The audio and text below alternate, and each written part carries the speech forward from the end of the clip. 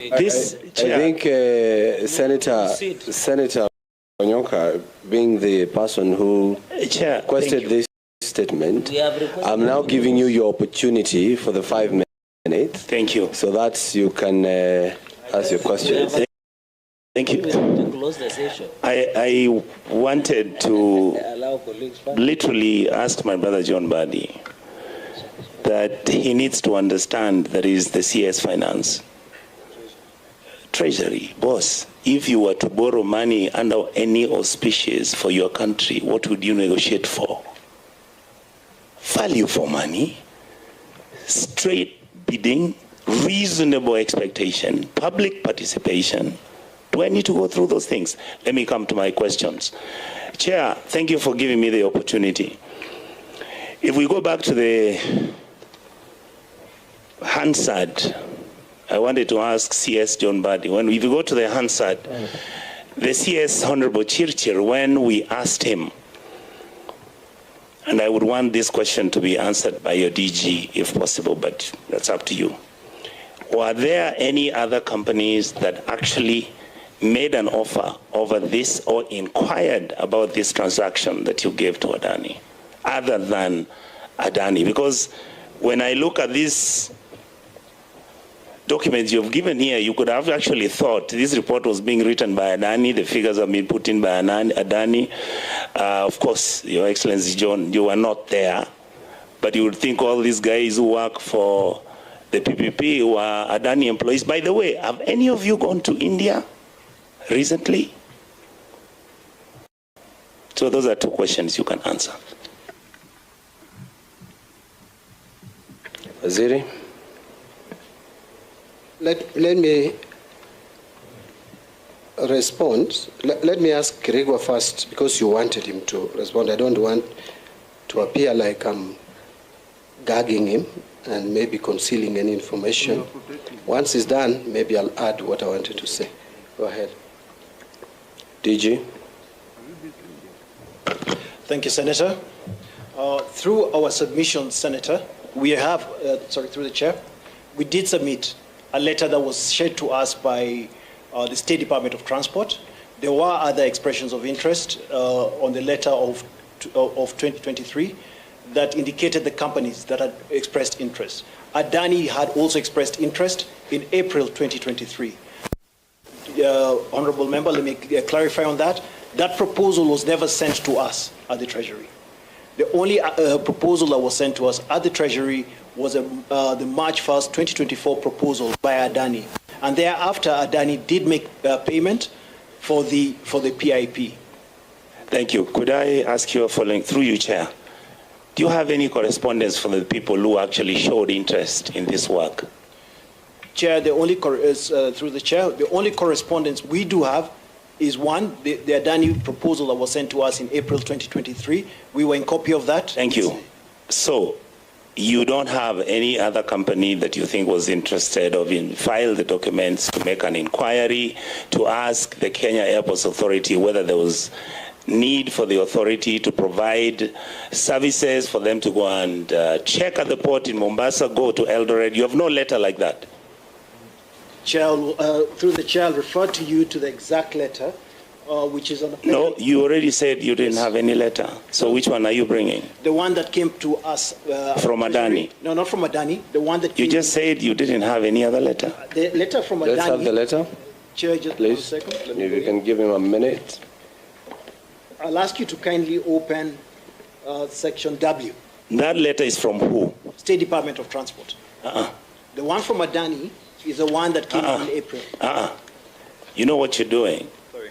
You're assuming all of us are stupid. Stop that. Did you receive a letter through you, Chair, Senator, from any other company other than Adani requesting to do this project? The answer is no, Chair. Thank you, Chair. I would like to table, I have 3 letters which were written by 2 different companies. Adani was the third one. The follow-up question I would like to ask, Chair, after I've tabled this. Can you table that? I will. After I've tabled this, is this. Did you correspond to any other company? Because they have your stamps, their documents were received. Did you write back to either express disappointment or tell them they had not qualified for this transaction?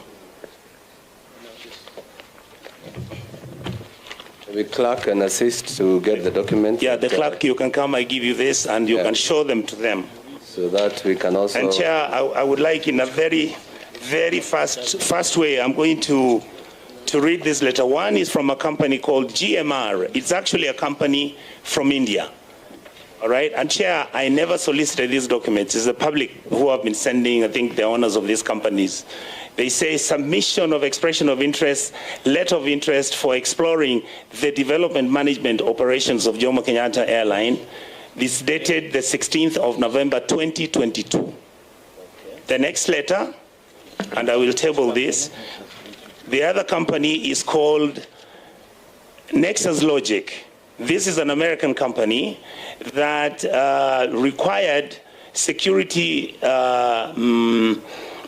security provision requesting for the executives from a Corporation America Airports Authority, which is called CAAP, and a company called Nexus Logic. They wanted to come to Jomo Kenyatta Airport on the Wednesday, 10th of July, 2024. Then they wanted to come to the Mombasa International Airport, and they were going to Kisumu and Eldoret. And this letter is here. It's received by your office, and I have that. And I would also like to table you the letter from Adani, which is written on the 31st of March 2024. So I would like to table, Chair. Clerk. The letters, could I just confirm, Chair, the letters were addressed to who? The first letter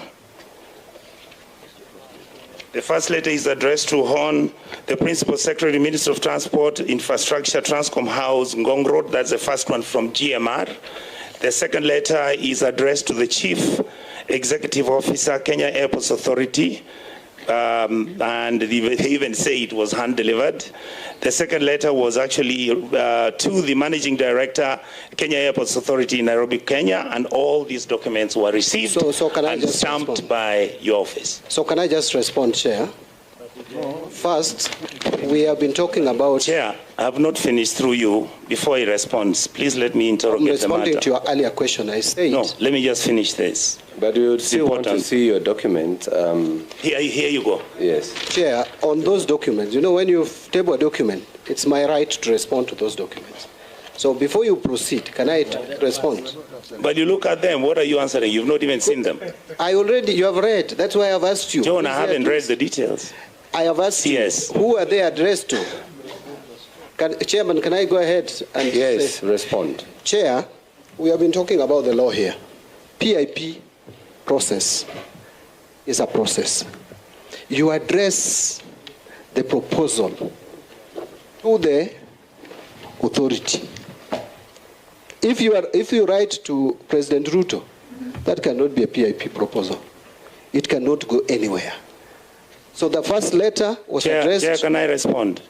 The first letter, I'm just giving... CS is wasting our time. Let him finish. You are equally also maybe wasting my time. There's nothing we are discussing, John. Please, let's respect each other. Allow the CS to If you ask finish. me a question, I've come here, this is a matter of national importance, for heaven's sake. Let us be the reason why I am reacting to you the way I am is because you've not even seen the letter. I have not come here. And you're busy responding. Stop gatekeeping. I've come here. These things you can't gatekeep anymore. Stop gatekeeping. And please, we must deal with this issue nationally. It's a national important issue. Supply information, wait for the information. If you don't need it, Kenyans need it. Proceed. Order, Senator Onyonka. Kenyans need the information, and I'm giving to you. Chair, Honorable CS, now you are heckling. You are out of order. You are equally heckling me. But this is the tradition of ODM to heckle. You are out of order. Chair, you cannot allow monopoly of members to only ask questions. Can we also ask? No, this is on a point of order. This is on a point of order, Honorable. Senator Spooner. Yes. Honorable Chair, The CS must learn to respect Parliament. Even when he was in this house, members of the executive never used to speak to you the way you are speaking to us. We defer to you because you are a former colleague, but you cannot behave the way that you are behaving. Honorable Chair, just a minute. Honorable Chair, yes. If the CS is tired of answering questions by the representatives of the people, let him tell us. Let him tell us. He can walk out and come back on a day that he feels his temperament is something that is befitting of a cabinet secretary of the Republic of Kenya. This is Parliament. We are not here to be nice to each other. You are saying you are giving answers to the public. Those public don't ask you those questions anymore. They ask us. We are the ones elected by the public. So, Honorable Chair, I think the CS must apologize for throwing a tantrum here. Yet we are here on serious business to be able to find answers to the questions of the public Senator, that we represent. To be fair to the CS, because he came here to give his answers, and everybody... Chair, it's not listening. A favor. Let him not behave like it's a favor for CS to appear before Cabinet, before Parliament. If we avoid unnecessary interjections and give each other time, I believe we are going to complete this issue. Okay. With the clarity. Yeah, I had not even finished my time. I didn't even do 2 minutes. I had given him an opportunity to answer that issue on these letters that you have provided. Chair, with a lot of respect, please allow me. I would like you allow me. You're not even giving me an opportunity to say anything. I am. And as I said the other day, let's not just interject on every syllable of every word that somebody says. Let's listen to the CS. Give him time. We listen to you with your questions. So proceed with your questions. Absolutely. And allow him time. Chair, that's what I'm asking. Allow me. I've tabled the documents. I've given you the opportunity. Listen to me. I ask him 3 or 4 questions. Then he can answer my questions. Ask. Thank you, sir. You have the floor now.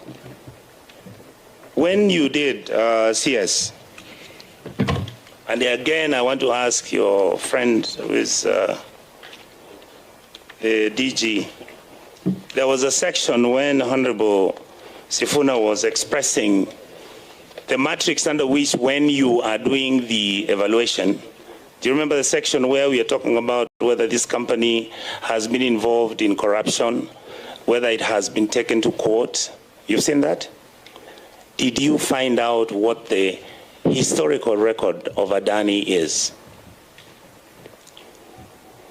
That will be a question to you. And then, Chair, my last question that I will ask will be to the CS. So please, CS, I wanted, or you can also answer if you're comfortable. So the last question I want to ask out of the list of my questions, if you look at the section where you are actually again interrogating the issue of due diligence, I have information that if you look at who the ownership of Adani is, you actually cannot know who the owners are.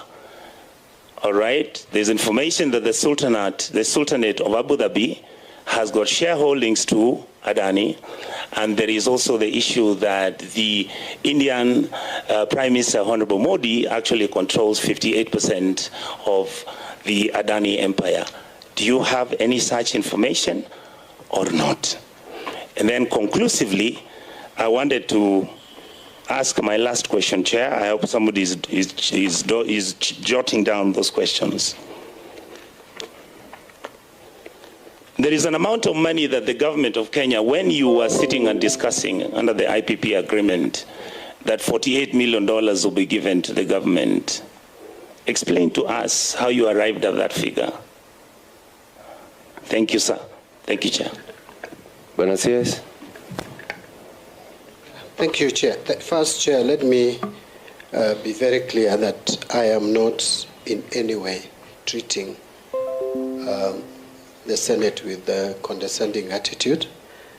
I am very respectful to the Senate. I know that you have a constitutional mandate to hold the government to account, including my office. And the only concern that I have is, Chair, when the Honorable Senator Sifuna started, I asked whether I should just wait, he finishes his questions, and I respond. And I was told no, I could continuously respond as matters come by.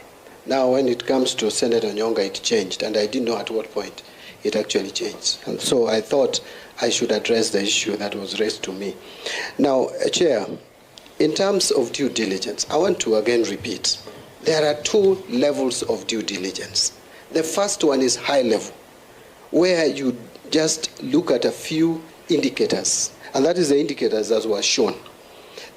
We are at the phase of a detailed due diligence process.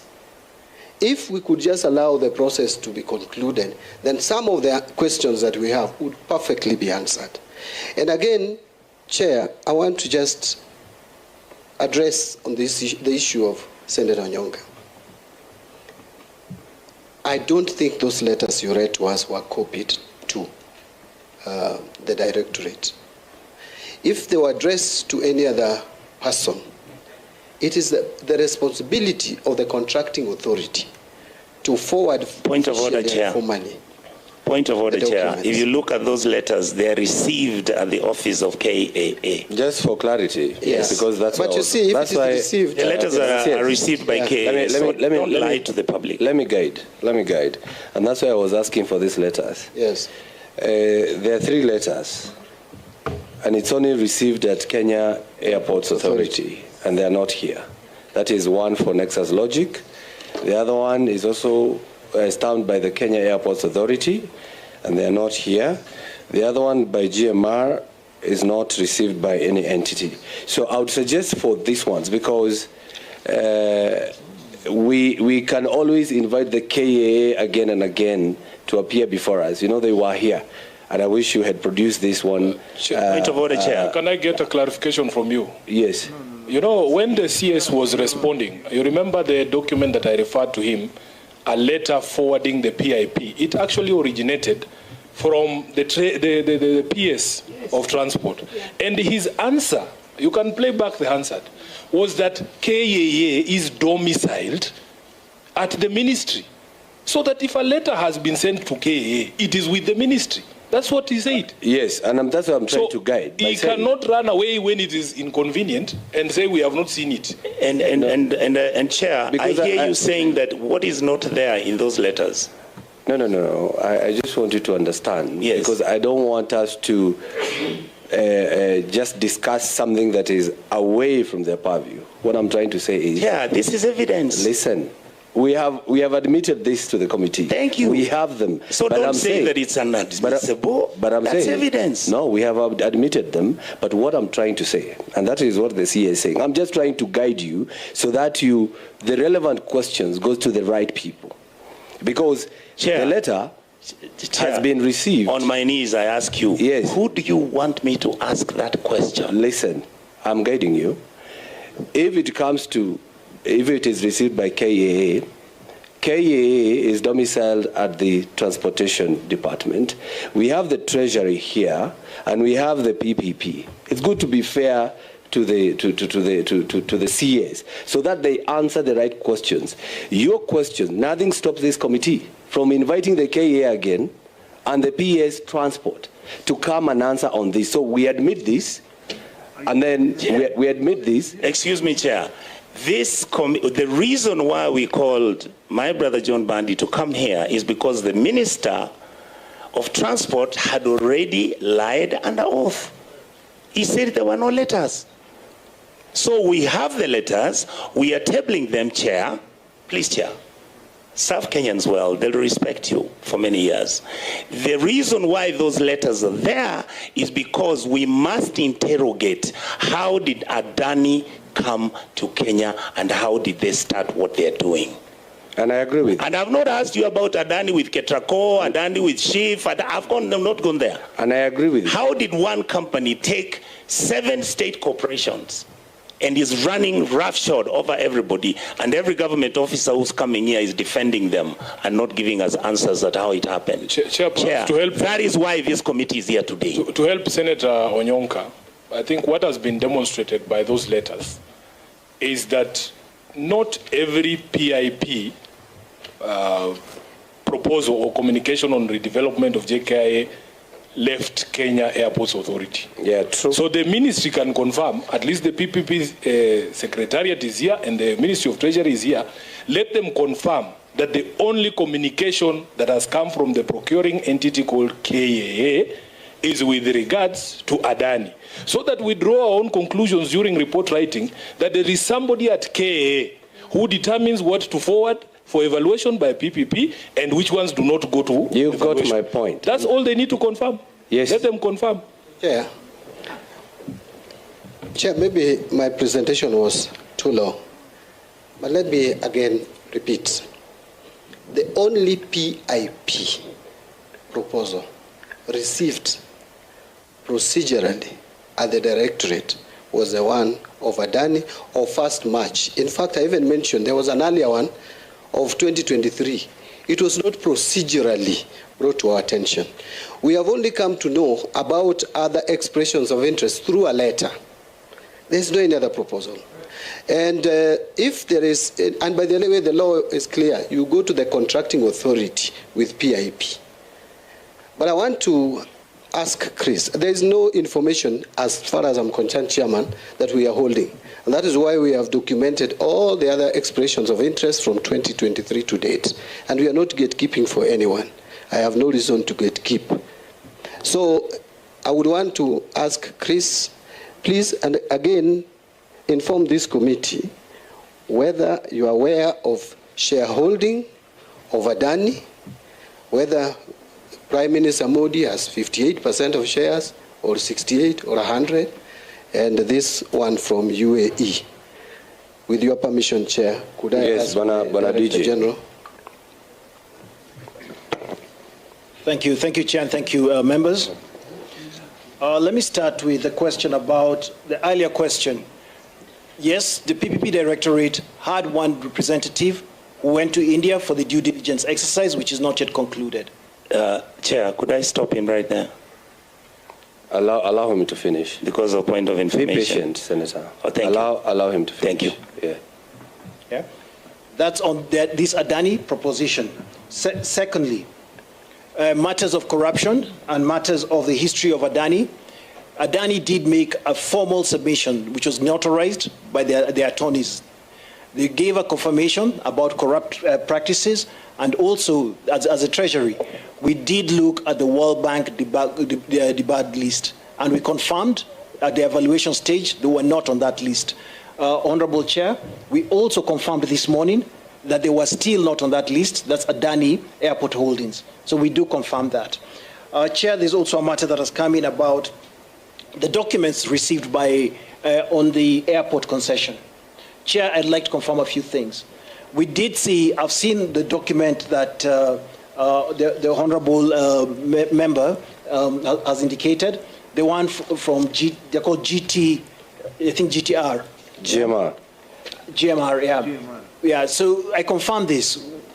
We were not in copy of that document. That document was never sent to us as the Treasury. We've also seen the document, the only document that came to us is a PIP proposal that was sent to us on 1st of March 2024 and the one of April 2023. The one of April 2023, we were only in copy. I submit. Yeah, so your question is answered, Senator Sifuna, on the issue KAA chooses what to forward and not to forward. That is something that as a committee we have to discuss in our next meeting, but you can ask your question, sir. Chair, thank you, Chair. There's just one item, just one small item. Okay. The matter on the letter that we saw from the GMR proposal, we actually saw it on social media. We did not see it based on a formal submission. I submit. Chair, all right. For just a second, I would want him to produce to this committee the delivery books and all the delivery books which they received during that period, so that we can run through and make sure that that letter was actually delivered. And the next action, which didn't take place, Chair, is that once they got those letters and they had picked on Adani, they decided to ignore everybody else who had an interest and picked one horse, and that's what they're running with. Thank you, Chair. And I would like him to explain what they actually did in India. You remember I asked the question? There's something I know, Chair, a little bit. I'll say it later. Chair, there was also no response on the question of the shareholding of the company. So let's not move to Senator Cherargei before that is answered, because you will remember when we were taking you through the documents, I asked the question whether the nexus between Adani and the Abu Dhabi consortium has now been established, and you have a response on record. I'm just reminding you as you deal with the question of shareholding. Chair, can I just repeat again? Because it should be very clear. What is the role of National Treasury in all this? Is Directorate, the PPP Directorate. Have we received any other PIP proposal on JKIA apart from Adani? The answer is no. I want to repeat on record, no. If there is any document you have there to the Directorate, I want to be very clear. As to whether anybody from Treasury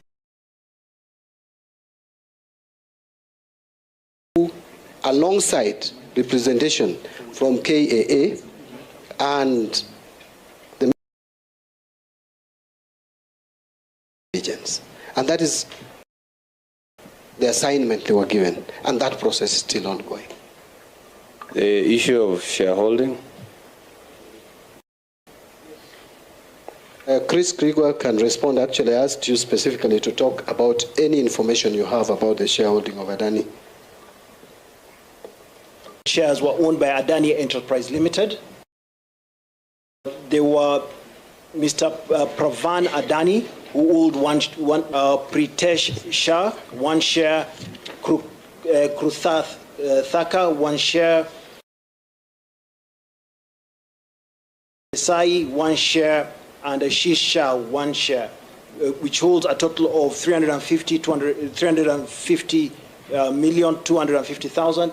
This is what was submitted to us, Chair, during the evaluation stage. This was a notarized document provided by Kenya Airports Authority, by Adani. I mean, through Kenya Airports Authority.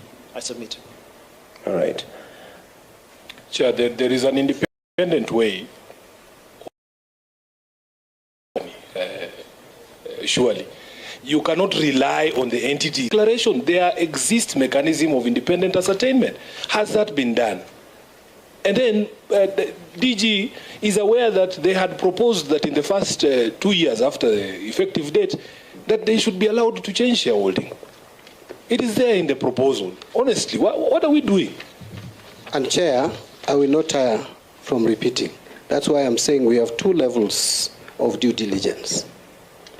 The detailed due diligence, where you will get all those facts, and it is good it is now being conducted now and not then, because then you would be very clear on the shareholding of this entity. Why can't we just allow the process to conclude? The process is ongoing. Section 27, Honorable Sifuna, being a lawyer, I know you are very strict to legal provisions. I have mentioned 2 sections, Section 41 and 27. 41 is due diligence at that high level. There is Section 27. The process is ongoing. Honorable Mbadi, you and I agreed a long time that when it comes to matters of finance, I will not question your judgment. I wish you remember that you also gave me an undertaking that when it comes to law, you will defer to my knowledge on the law. Honorable Mbadi, I know these days you don't attend social functions, but surely if your son tells you they want to marry somebody, the first thing you do is to find out which family that person comes from. Who's the mother of this child? Who's the father of this child? Will be auditing that ownership after the marriage has already been consummated and you find your son has married from a witch doctor's family. Surely. And Chair, and I agree. And by the way, that was an agreement some time back when we used to lead a very serious party together. But let me just put it this way, that I respect Sifuna in matters law. He respects me on matters finance. The predicament we find ourselves in is we are dealing with a mongrel of both law and finance. And in that case, we just need to respect each other and guide each other systematically. Let me put it this way. Now, if you want now to go to the details and audit and find the actual ownership verified, then you move to the next level, where we are. Section. Before I give a friend of the committee, I have a member of the committee who want to ask a question. So things are changing very fast. Yeah, so Vice Chair. Okay. Thank you, Chair. Chair, you know, I served with Honorable Mbadi in the National Assembly for 10 years. and I know him as a man who will not allow the law to be circumvented by any way or any other process that is of public interest. Chair, I would ask the CS this. Now that, you know, from what has been tabled, at least I have seen one letter, the one by a company called Nexus something, that one was received by KAA. And now that there is evidence that there was no full disclosure by the contracting authority, that is KAA, are you then, as Treasury and the PPP Directorate, ready to open up this process for competitive bidding, now that it's not only Adani that has shown interest in this whole thing, considering the issues that have already been raised about Adani? That is one. Chair, I also needed to know, where are we in this process, or what stage at the moment? And Chair, you know, also knowing CS Mbadi very well, that he's a man who will only do what will be of value to Kenyans, that there'll be value for money. I'm sure you are, you know, undertaking, you know, a process to know that there are other interested parties who will do the JKIA airport on less money than what is being offered by Adani. One of the examples I will give you is that Qatar Airways at the moment is building a more sophisticated international airport at Rwanda with a 5-star hotel for less than half of the money that Adani is asking for. Would we not consider such other you know, offers or such other groups that may give us value for our money? Thank you. CS. Full disclosure. You see, on what method of procurement to use, Treasury's role is just to guide. It's supposed to be the contracting authority, because again, if we gave too much directives to the contracting authority, I would again be here for interfering with the process. So we guide the contracting authority, in this case, KAA. And policy direction is from the State Department for Transport. So I want again be clear there that the policy direction will be given or is given by Transport.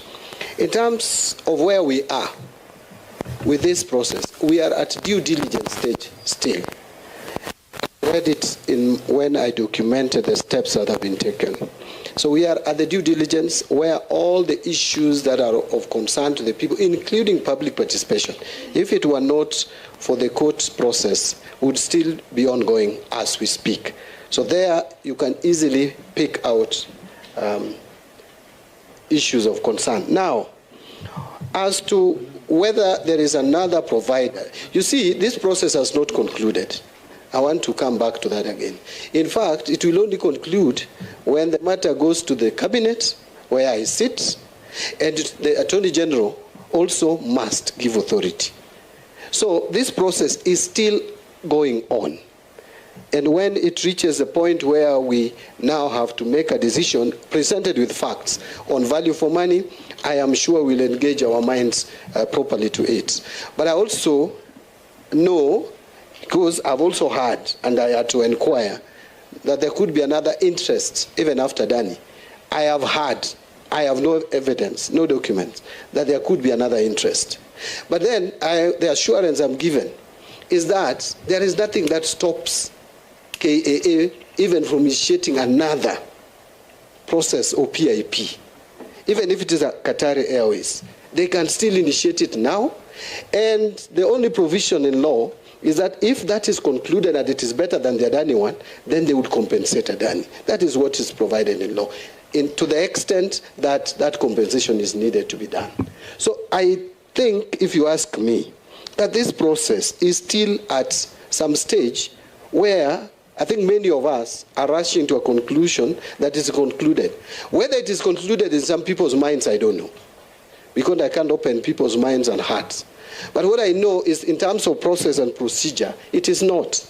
It has not come to the cabinet. The Attorney General has not approved it. So why are we concluding that it is concluded? For me, it is not concluded. Till it will be concluded. Yeah. All right. And just to ride on what Vice Chair had asked, when you are told to provide justification why the project is not suitable for open competitive procurement, in your response, you indicated time.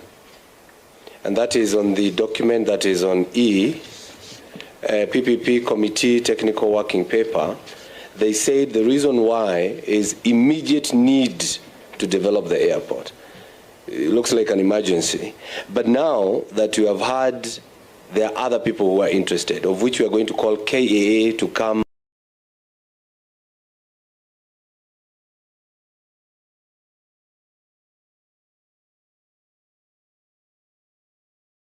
to this committee and say why they never forwarded this PIP. They only chose to forward the Adani one. You see, Chair, that comment is actually from KAA, the contracting authority. It's not from Treasury.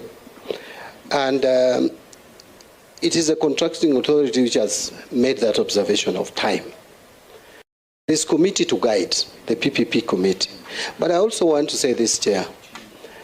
Truth be told, our airport needs to be developed. We have complaints about the leaking roofs. We have complained about power.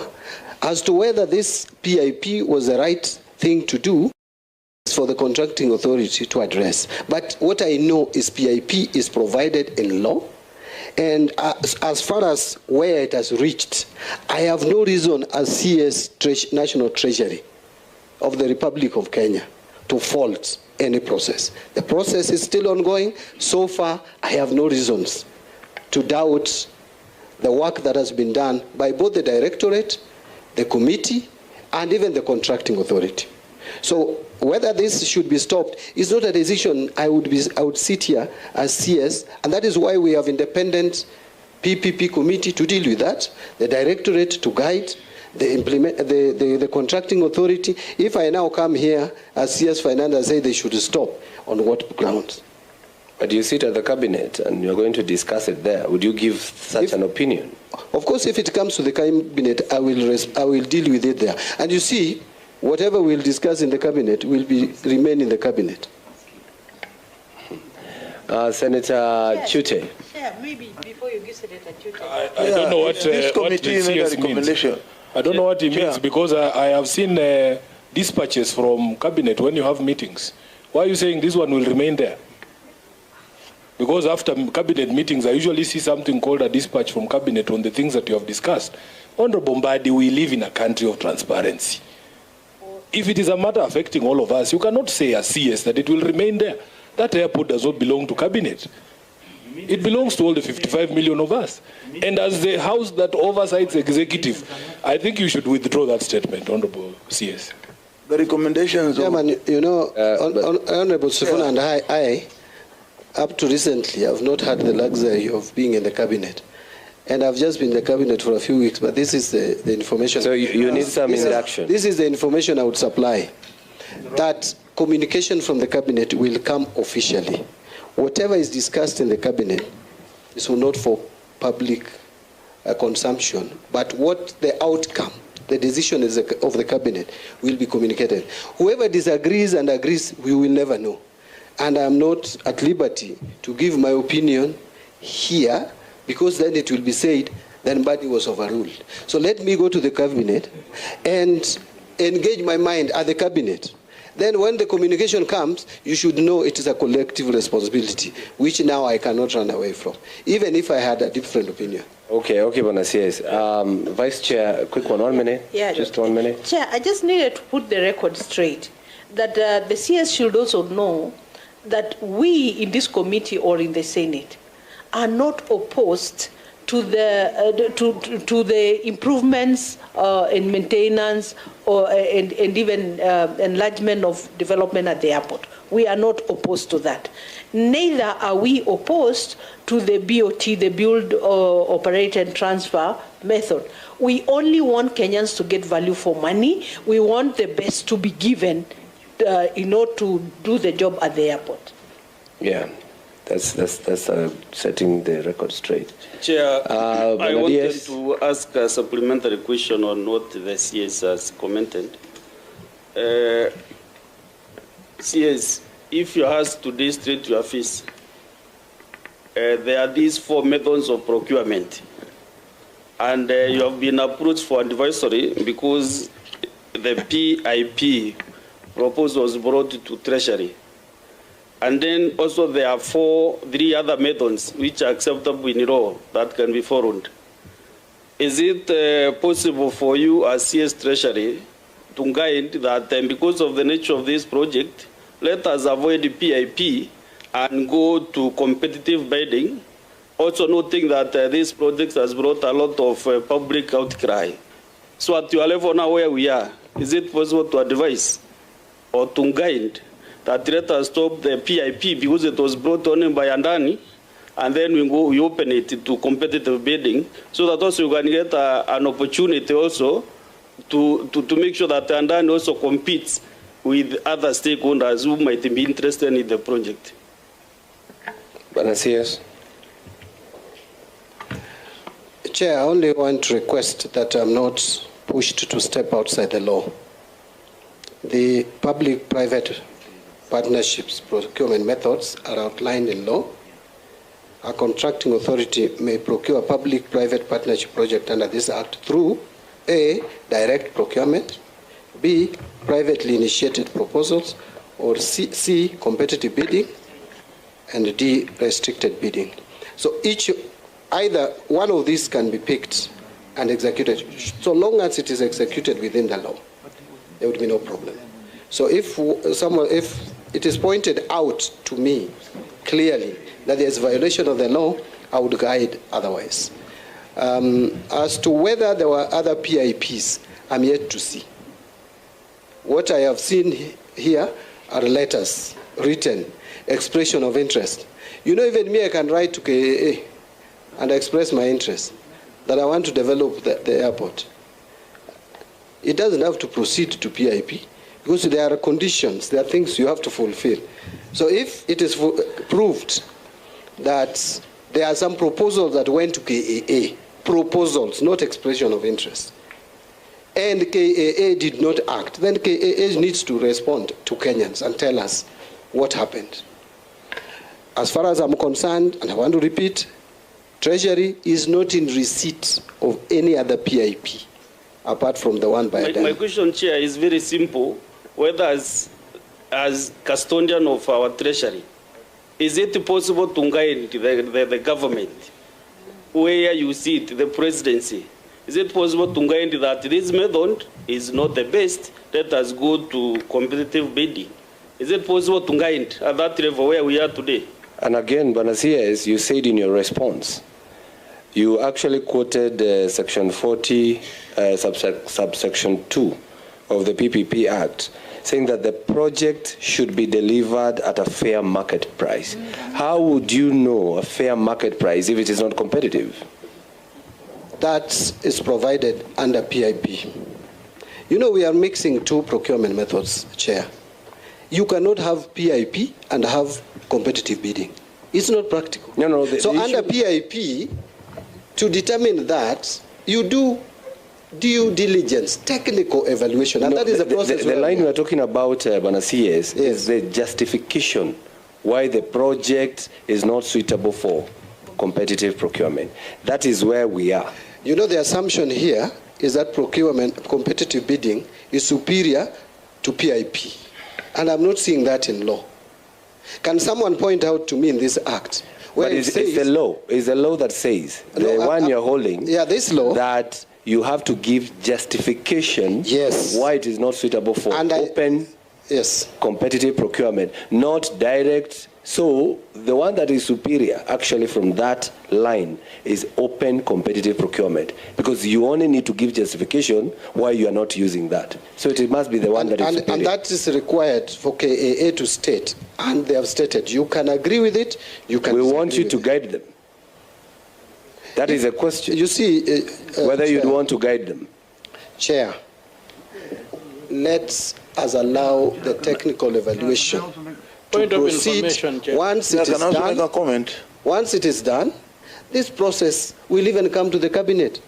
It will go to the Attorney General. All these legal provisions. In fact, the Attorney General has no capacity to even advise Cabinet Secretary. I would like to inform the Cabinet Secretary that competitive procurement under the law is superior to a PIP. That is why under section 40, clause 3, paragraph J, you are required to give a justification why you can't use competitive bidding, because that is the default procurement standard. You are supposed to justify why you can't use competitive bidding. So I would like to inform you that competitive bidding is superior and the default position in procurement. So when you want to deviate from that, you must justify. Of all the procurement methods you have given, the law does not require you to say why you can't use direct procurement, why you can't use whatever request for proposal. It requires you to state why you can't use competitive bidding. Because even in Article 227 of the Constitution, Clause 1, you have to procure in a competitive manner. So competitive procurement is the most ideal, is the superior. These others are deviations and they are ring-fenced. You must justify why you are deviating from the standard or the default position. That's why the law requires that justification. So it's a superior method of procurement. That's the information I had to share, Chair. Thank you. Thank you.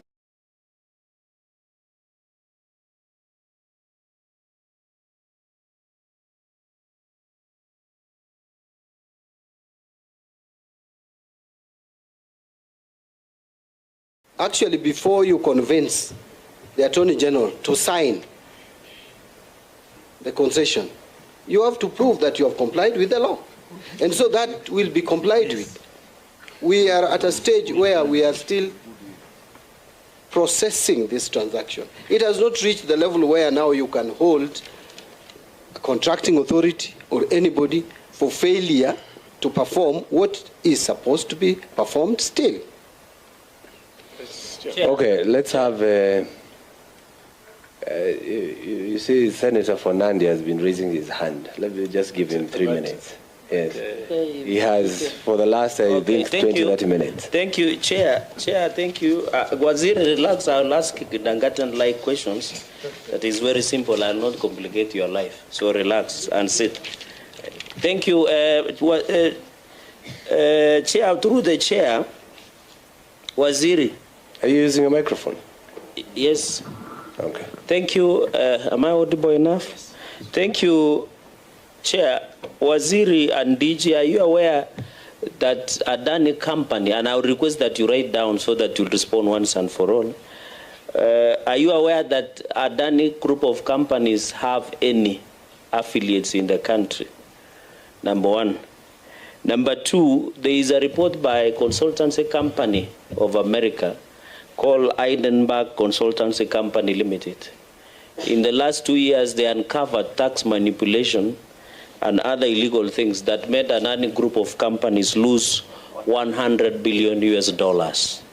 Are you aware of such? And the recent one of Swiss authorities where allegations were facing Adani company that the account in Switzerland of 310 million had been frozen. Number three, in your Annex B, you are presented on the issue of work visa. That area, Waziri, is grey. What will be the fate of Kenya Airports Authority employees who were just demonstrating the other day over their worry and the fate of their work related? And it is not clear who should Adani come with, because the issue of expatriates, the issue of qualification at one of you. Number 4, there is a tunnel clause of 18% at the end of 30 years concession, a period of 30 years that there is a tunnel clause of 18%. Does it mean after 30 years, Adani will continue owning JKIA, our airport, with a stake of 18% forever until Jesus comes back? Number 5, I have letters here, and I don't know whether DG, you are aware, there are many letters from then PS Irungu Nyakera on developing Konsa Airport. Are there any PIPs on that matter? The 6th, Chair, I have seen most of the correspondents have the former Minister of Roads, Kipchumba Murkomen, there is the former MDK Alex Kitari, and former CS of National Treasury, CS Ndungu. Is it possible to invite them to the committee to share more light, because it looks Waziri Mbadi is shooting in the dark? Is it possible to have them, including what was happening in Dubai, under the guise of other things? So is it possible so that we can get the correct version? Let us have, and I want to advise CS Mbadi, we know you just came the other day. Don't carry anybody's cross. If this thing is gray, call it as it is. Leave it. Run away from where you come from, and your SG is here. It is good to stand with the truth and the transparency. So if the other people messed in office, don't carry any other. Then the 6th question, I have seen the letter in Annex 5, Annex F, sorry, that was addressed to PS Dagar. And they are saying the JKA land will be provided by KA. I thought all land below is managed on behalf of National County through National Land Commission. You need to clarify that. On the issue of fixed exclusive concession fee, is about 47 million. And in fact, per annum, and they are saying they will adjust 10% inflation, based on inflation. Don't you think this is expensive for the country?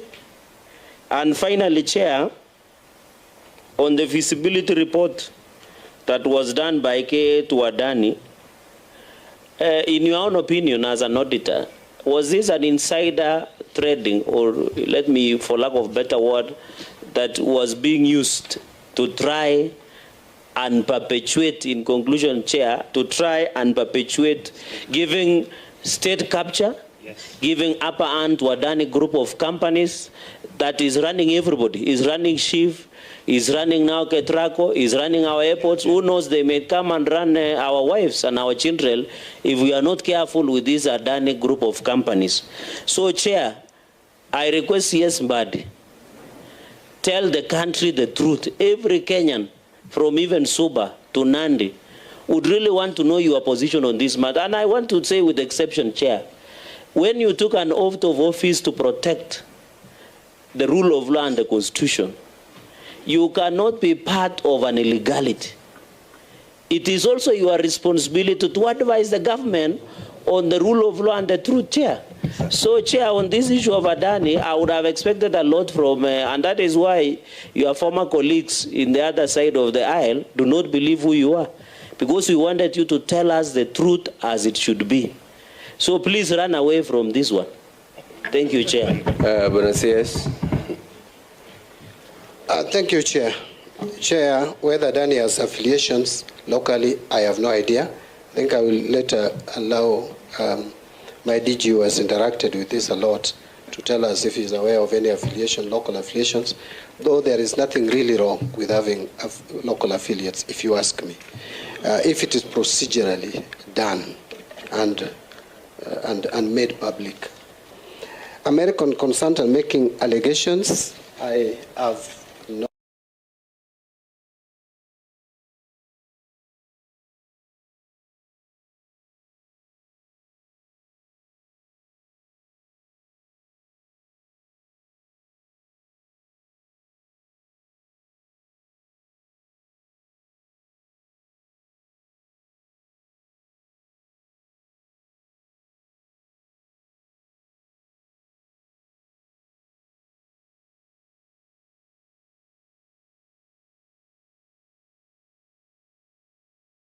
processing there. With who and why? On this 100 billion, Bwana CS, it is on record in the Indian stock market, the SEBI, which is stock exchange market of India, has investigated this gentleman and found out of tax manipulation and others, it is on record, is 100 billion US dollars. So it's not allegations. So Chair, let me again repeat what I said. We have a process that is ongoing to date. A very extensive technical evaluation. If all the facts that Senator Cherargei is bringing forth is accurate, that will be found out. It will be discovered. I want to be on record. From the information I have, my DG has not traveled to India on this matter. There is an officer from the directorate, but it's not him.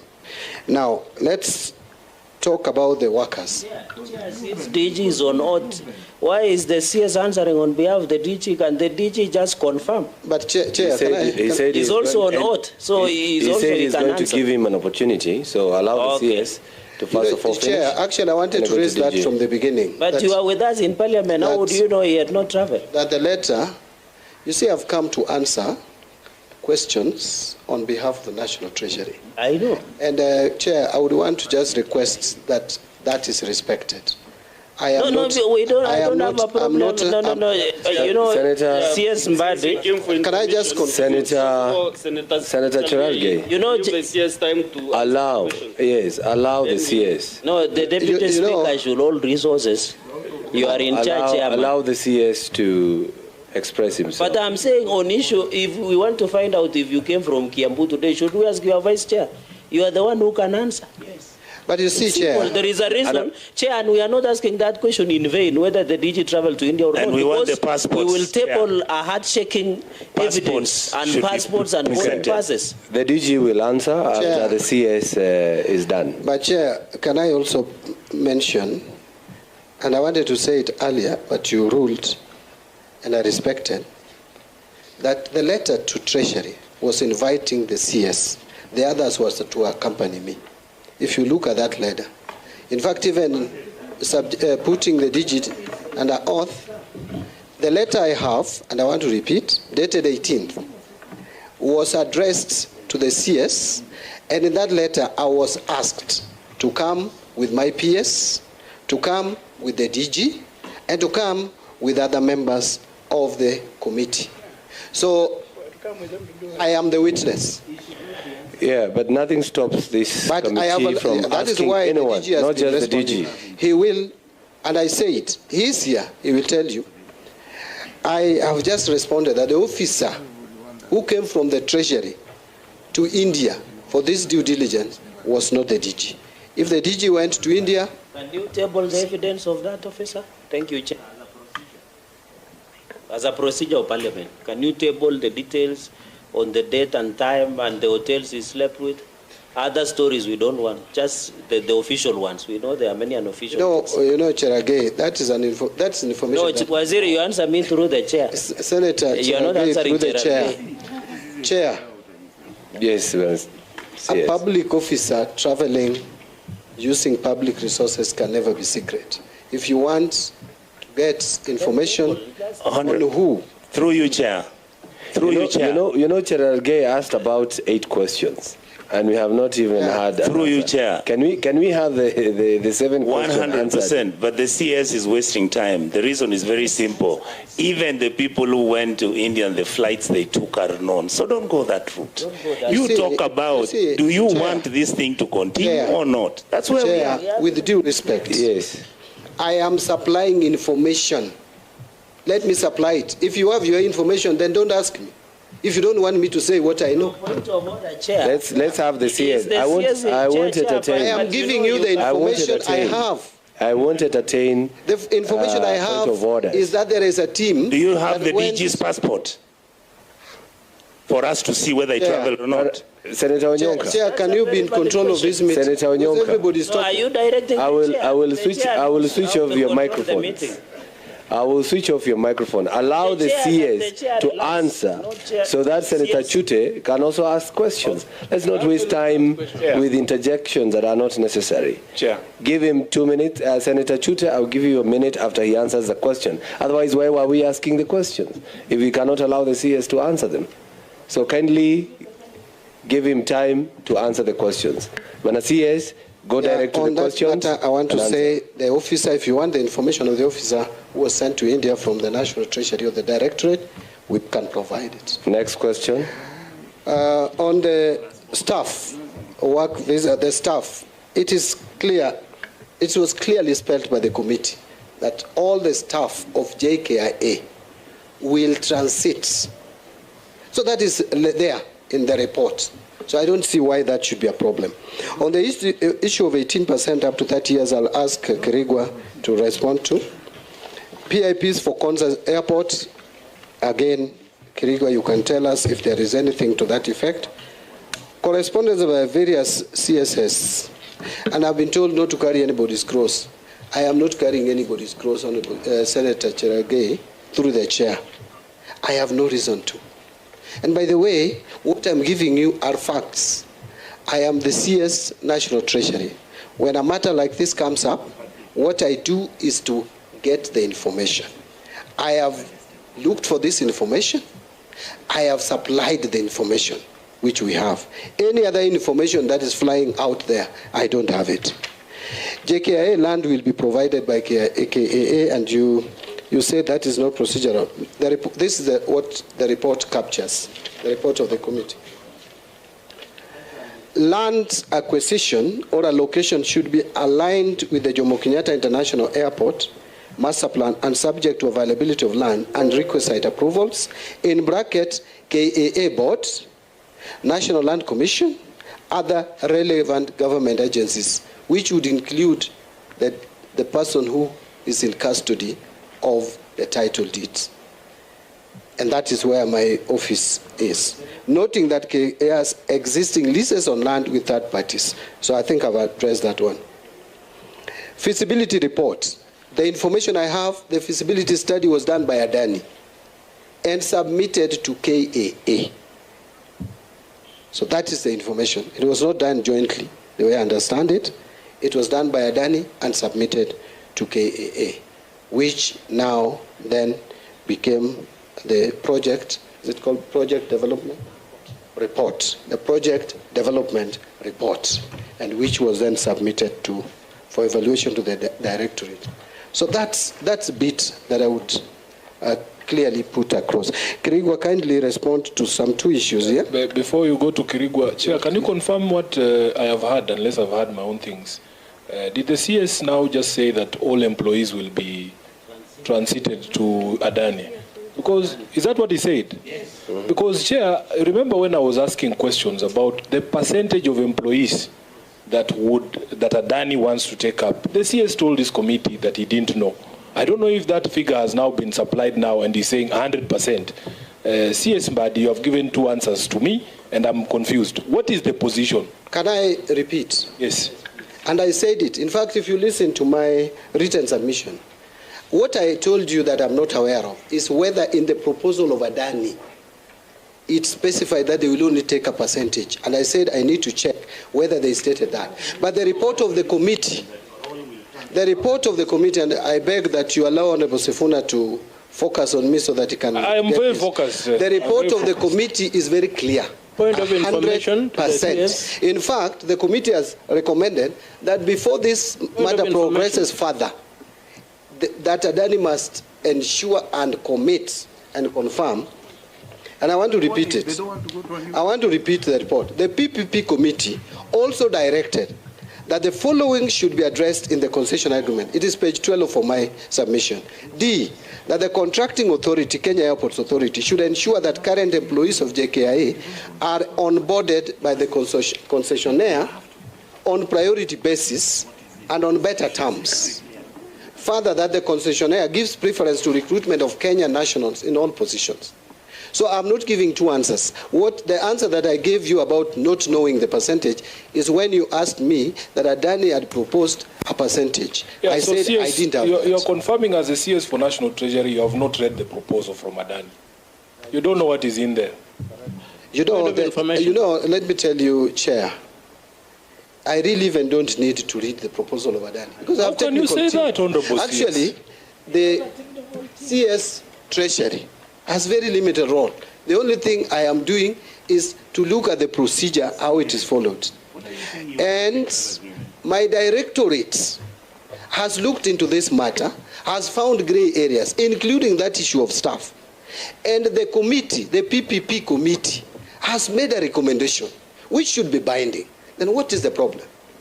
At the very least, what is the problem? Yes, my expectation. If you want to go that direction, then there must be a public participation. Forgive me, Honorable Mbadi, for holding you in very high regard. But you know why? There is no way somebody comes knocking at their door. You don't even find out what this person wants, what they are saying, who they are, where they've come from. At the very minimum, you must know what is contained in the proposal so that you are able to answer these questions. It is clear in that proposal from Adani that it is not everyone they intend to absorb. So you are saying what we should do.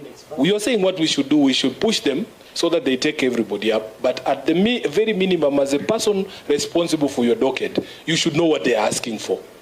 Yeah, and you said, Banasias, from that section D you have just read, that the JKIA employees will be onboarded on priority basis.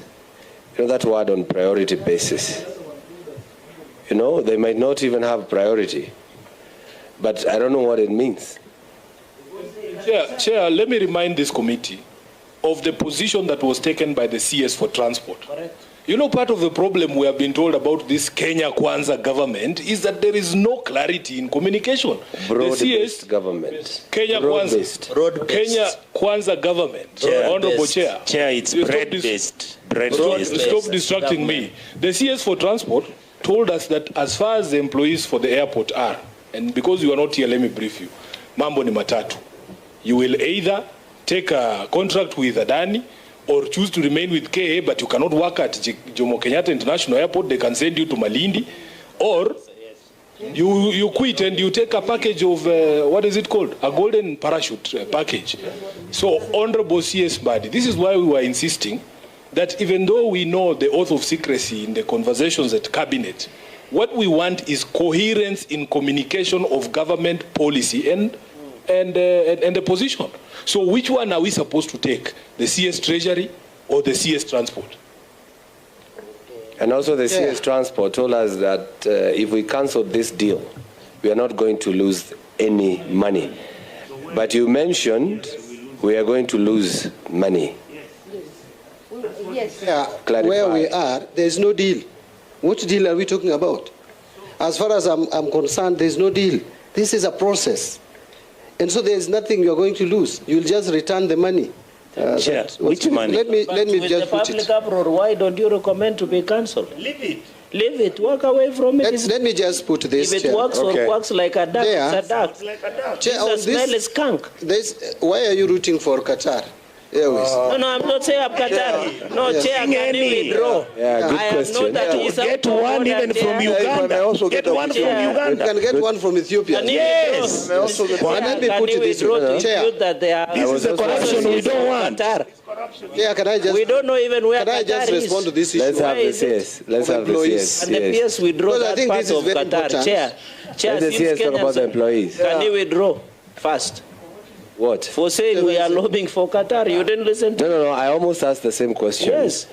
So I almost asked that question because I don't know why we are throwing names here and others. So just give your response. Chair, let's temperature has not rise. Let me come back to it.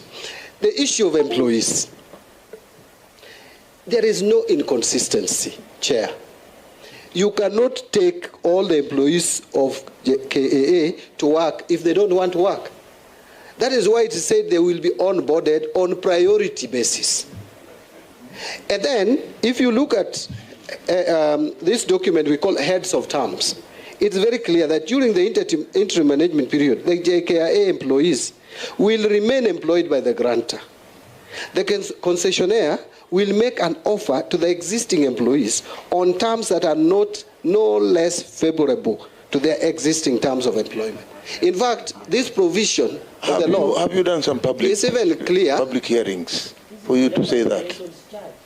Public hearing?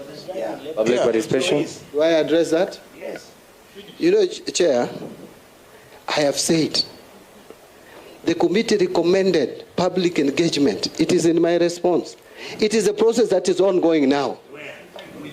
Yeah? Chair. If it were not for the courts, the stoppage by the courts. Excuse me, Chair. Employees of Kenya Airports Authority were forced to go and hold a meeting under gunpoint. Being told by Chair, his people to go and sign documents Chair, that they've attended the function. There's the same way when the senators get agitated when you make wild allegations. Please. They are not wild. We have the evidence. They can table affidavits in this committee. They are not wild. John Mbadi, I don't even have a child who works at the airport. I also don't even have a your people being kicked out. Senator Onyonka, they can never be wild. Calm down. Chair, I doubt whether this country. Calm down. Calm down. Chair, I wonder when you talk when committee overlying peddling. No. It's because I have given everybody an opportunity. You cannot shout back at each other. I'm giving everybody an opportunity to express themselves. So can he finish? If you have an additional question, you ask. So, people are being fired from work. Look at those workers. Go and see them when you're traveling. Chair, point of order, Chair. Can I have sad what we are doing to this country. Point of order, Chair. You know, by saying Chair, kindly invoke dangerous. Standing order 105. Yes. Please. I'll get there. When you give your statement, it must be a statement of fact. I don't want you to use this committee to get video and viral clips so that you can supply them all over. What I'm trying to say, no. Chairman, we elected you to be our chair. We want videos. That's what you always do. That's also what you do. Isn't that what you do?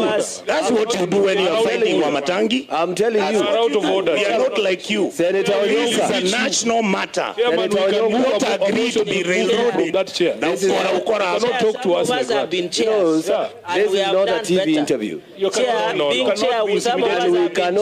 We cannot. Chairman, you cannot say that. No. We have chaired. If you disrespect, We have chaired in this parliament if you with Mbadi in the disrespect the chair, last Just say so. and I chaired a If you disrespect jail. if you disrespect the chair, Kenyans. if you disrespect the chair, I'm going to invoke every other standing orders that will make sure that you align. You can go ahead. Let's have Omtata. Kindly, don't use this committee to come. No. I have. You cannot say that. Because there's a deal coming. Cannot say What I'm These are trying the to say. deals which have made our country become ungovernable. Let's have Senator Omtata.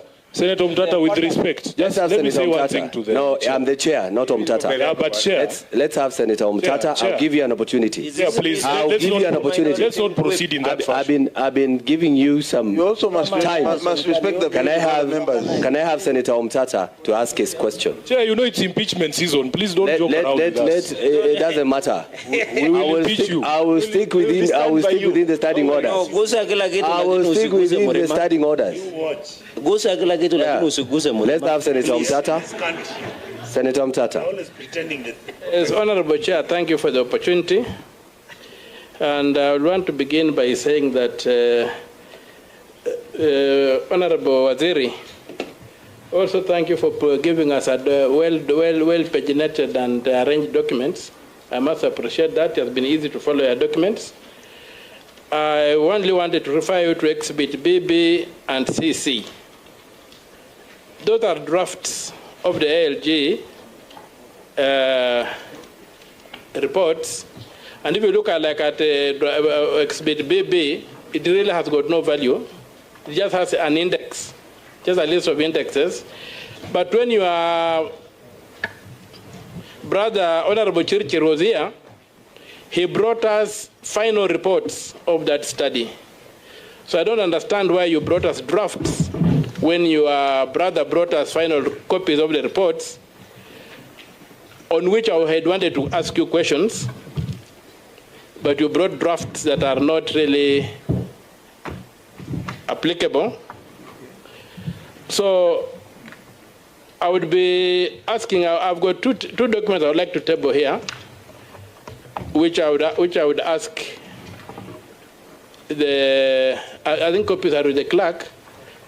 There's a dispatch from the cabinet, that's issue number 8 of 2024. And there's an affidavit that was filed by Adani in High Court Judicial Review case number E199 of 2024. And I would like the minister, I'll refer the minister to that document. But before I get there, there's this letter that was given that came from the State Department of Transport, dated 1st March 2024. It's a small detail that is really disturbing me. The letter is dated 1st March 2024. It's coming from the Department of Transport. You have told us here that the KAA received a document. It went through the document, found it suitable, gave it to the department to forward here. Now, when you look at the Adani proposal, it is dated March 2024. This letter is dated 1st of March 2024. Did the KAA receive a document that had not been authored? Because I'm finding it extremely difficult, even assuming that the document is dated 1st of March, I'm finding it extremely difficult that a document dated March had moved from the Kenya Airports Authority, had been received there, had moved from the Kenya Airports Authority to the Department of Transport, and then it had been submitted to Treasury on the 1st of March by that letter. Either we are dealing with fiction or something is not adding up. So to clarify that, you say that upon presentation of the proposal, $50,000 US was paid. Can I have the receipt of that money so that I can confirm the day when Adani made the proposal? I've checked your documents, I don't see that receipt. I would like to be assured of the date. Banasiers, you have another question? Yeah, no, I just want that to be clarified because that looks like fiction, so you'll clarify that. And as we go ahead, I would like to put to the CS that the requirement for due diligence is not in two stages. Section 25, Section 27, and Section 40, Clause 2 and Clause 3 have to be read together. You cannot have two reports of due diligence. It's your creation to try and justify an excess. There is no provision in the law for two stages of due diligence. The two sections have to be read together. Otherwise, I don't know what we shall be doing. So to me, it's only one due diligence that should be done from my reading of the law. The first one is general, as a general provision of due diligence, the one under 27. The one under 25, under 40, is specific, and it's just to make sure that you don't miss that within this particular process. So I don't see how you are reading the law to get that you can do two stages of due diligence. Another question that I have is on in this. When you look at the item you have brought in as the Adani, which is also what the proposal, that is exhibit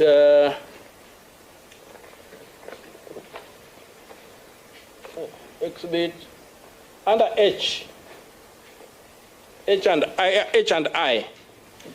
I would like to walk you through that document by the Adani group. And one of the questions is, I want you to show me where in that document Adani is giving Kenya even 1 cent, and whether Adani is an agent of the government of Kenya or an investor, or whether Adani is a broker who is looking for investors, and whether we are walking the same route we walked to the SGR, where it proposed that it was going to head the money, then it said it was going to look for investors. Then at the end of the day, we ended up with something called government to government through the Exim Bank of China. So I want you to show me in this document that you brought where Adani is giving Kenya 1 cent. Forget about the billions you're talking about. Or whether Adani is presenting itself as an agent of the government of Kenya to put together a consortium of financiers. Also, as we go, I want to refer you to, I've looked at this document, I didn't have much time, I've looked at the document. I want to refer you to page 5 of the document, and you will see my concern there. That's the one to the third paragraph, the last line of the third paragraph. It says, the proposed project will be financially financed by Adani airports to cover short, medium, and long-term goals through suitable debt and equity as highlighted in detail in this PIP. Now, when you begin going through the detail of the PIP, I think it's page, you go to page 37,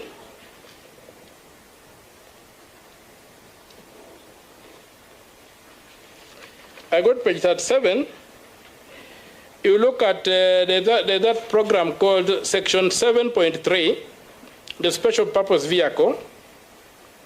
Under that flowchart, it written, Adani Airports intends to bring strategic financial investors for proposed development of various aspects of JKIA master plan, including terminal, airside, and landside.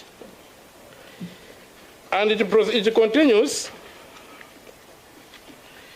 When you go to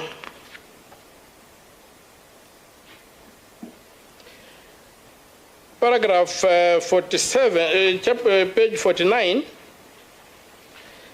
there's some, that's I think the first, second, third, the fourth paragraph is headed Robust EPC Contracting Process.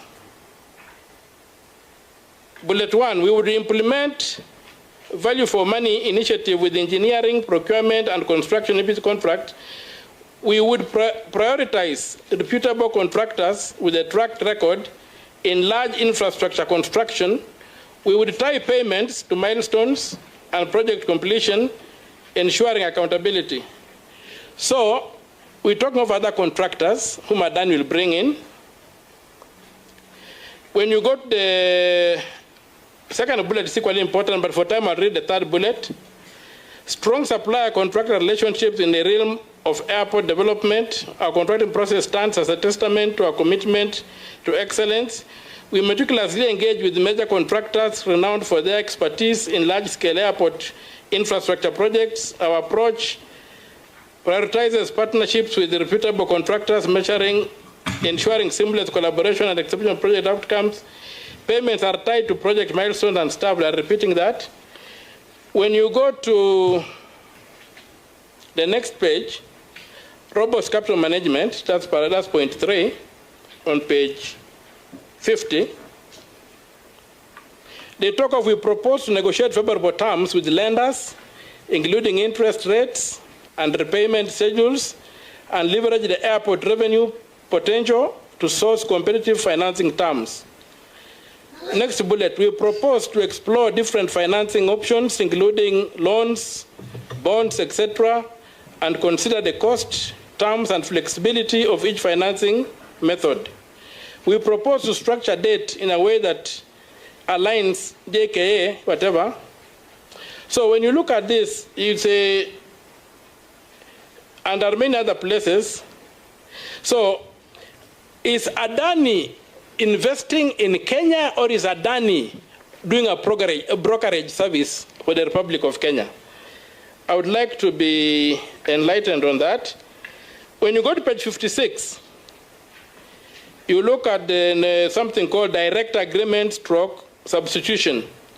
It says GOK, that's Government of Kenya, to enter into direct stroke substitution agreement with the lenders.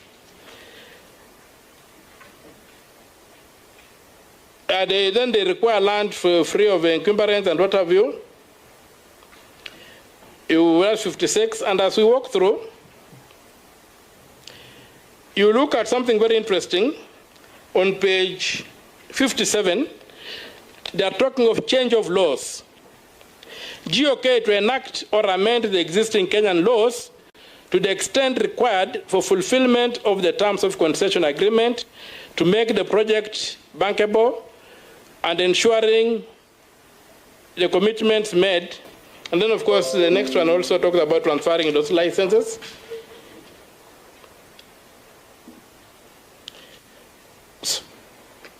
So when you come to the work visa, it says government of Kenya to assist to arrange work visa for skilled expatriates required for the execution and operation of the maintenance of the air project. And that is tied to another place whereby they have talked of the issue of employment which was coming up, whereby they clearly indicate that they are going to come in with their own workers. That's on page 59, paragraph 6. They talk about they will offer employment to mutually agreed percentage of present KIA employees. They are not taking all of them. There will be a mutually agreed percentage, terms and conditions recorded, and the concessionaire may employ itself or on secondment or contract basis non-Kenyan employees. It's clearly stated there. If you look at number 9 again on page 60, JKIA to enter into direct substitution agreement with lenders. And now these documents you did not bring, the one that the Minister Churchill brought us, and which is in the record of you brought us drafts by the Minister Churchill, brought us complete documents. If you look at the document that was titled, dated 13 December, that is the ALG Global Infrastructure Advisors, whatever, agreement, 30 of the document, key regulatory issues, legal, regulatory, and contractual due diligence. Says procurement, this is the analyst now saying on procurement method. On procurement, it says the regulatory framework applicable to PPPs in Kenya is generally clear and provides for sufficient flexibility in order to organize an open tender process compliant with the best international practices, brackets, which is the procurement method by default under the PPP regulations, and is our recommended approach. The preferred tender process is to be confirmed with the KIA and the government. So the evaluator is recommending an open tender system to identify the procurement. And then the last issue is about the Director General. The Director General, from the information I have, I did some search on him, and the information I got is that he had been appointed as the Deputy Head of Mission in Washington, D.C.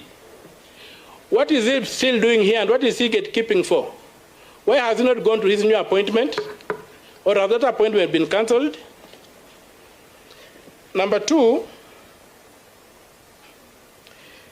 when you look at...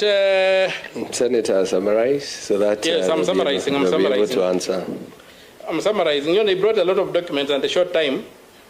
So I would like to refer to ask the Director General, did the Evaluation Committee conduct a mandatory market testing prior to deciding the suitable procurement method?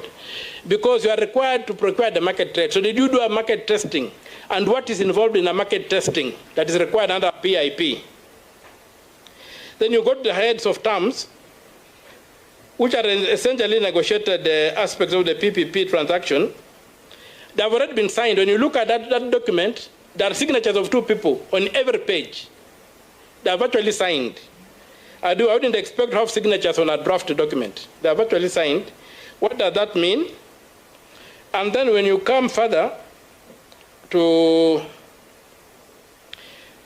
there's already a company that's privately, that has already been incorporated.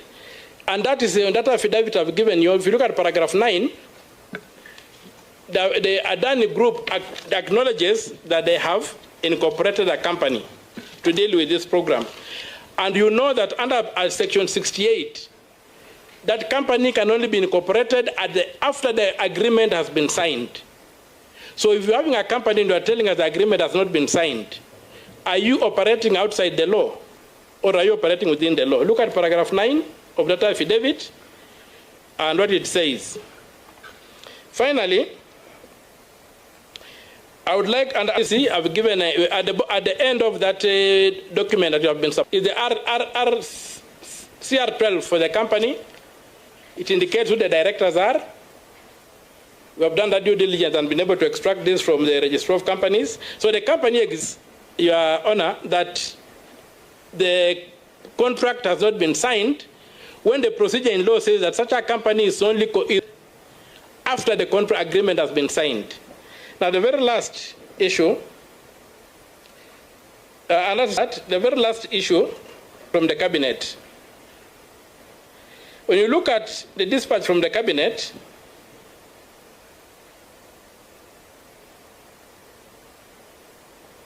you'll find that it says that you need to conduct due diligence on this company.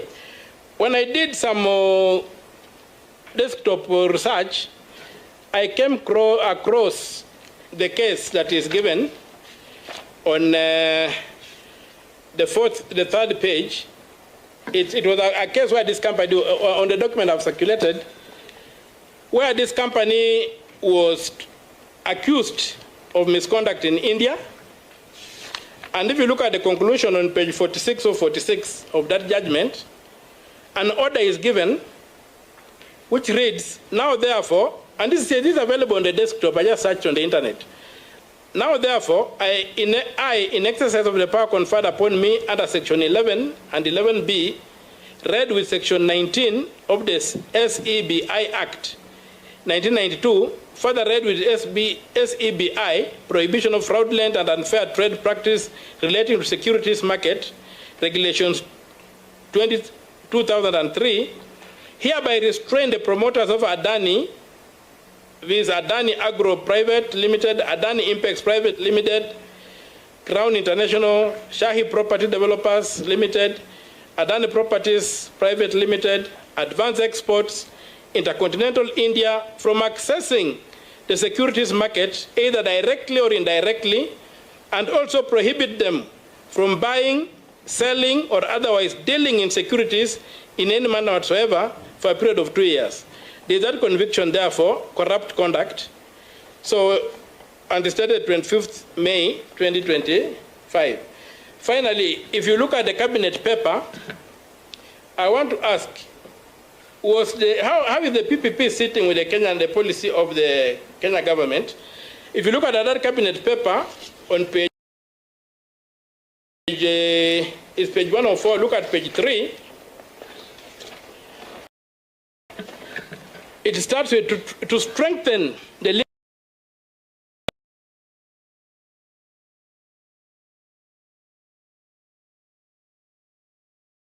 aviation and to further cement Nairobi's position as an aviation hub, the aviation sector to Kenya's growth by enhancing connectivity at both the national and international levels.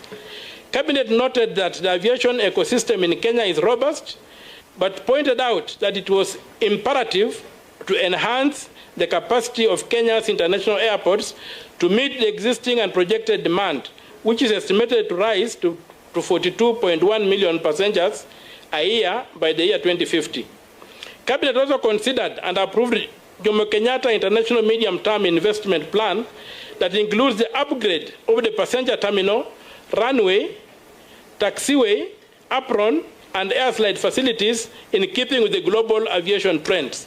Now, when you look at what the cabinet approved, and this thing is dated 11th of June 2024. That's after the Adani proposal had come. You realize that the Adani proposal is totally outside the national policy in what it is proposing to do at Jomo Kenyatta. So how do you reconcile that? And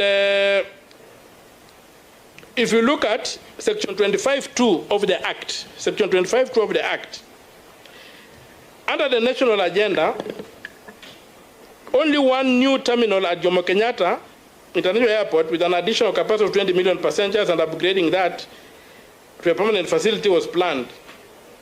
So how do you meet the requirements in Section 25 of the PPP Act, which requires that the proposal must be, the PPP proposal must be aligned with the national policy? When you see very clearly that the policy the Cabinet approved on 11th June, after Adani had submitted their proposal, is totally smaller than what is in the proposal of Adani. So is Adani a government on its own, or is Adani going to obey the government of Kenya and what the government of Kenya has projected for Jomo Kenyatta? And are we really dealing with the PIP in these circumstances, or are we dealing with something else? So those are my questions to the minister, and the time was too short for us to interrogate this for me to interrogate these documents at a deeper level. That's what I was able to do in the 15 minutes the chair gave us, and maybe I may not have been very clear in what I'm trying to say, but those are the anomalies I would like the minister to clarify so that we can see if we can move ahead, and also why this thing cannot be stopped when the section he gave us, I think it was Section 43:11 what? Whereby you are required, if the thing is Ibonoko, you are required to call it off. And why you cannot call it off, given that a review by this committee is basically pointing to a situation whereby you are dealing with a fraud. Yeah. Thank you. Senator, thank you very much. You did your own research within the 15 minutes. That's very impressive. But as yes, you have the opportunity. Chair, the issues raised by Honorable Mutata, a mouthful. I don't know whether it would be practical to answer all of them, but what I'll do is I'll answer the general ones and leave the specific ones to Chris Kirigwa, the DG of the Directorate, to address.